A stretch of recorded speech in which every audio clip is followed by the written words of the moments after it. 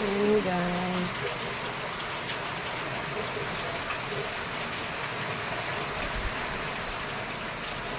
Diba?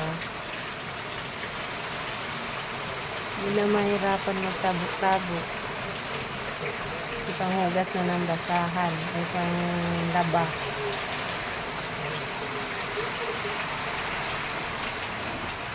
Pambuhos.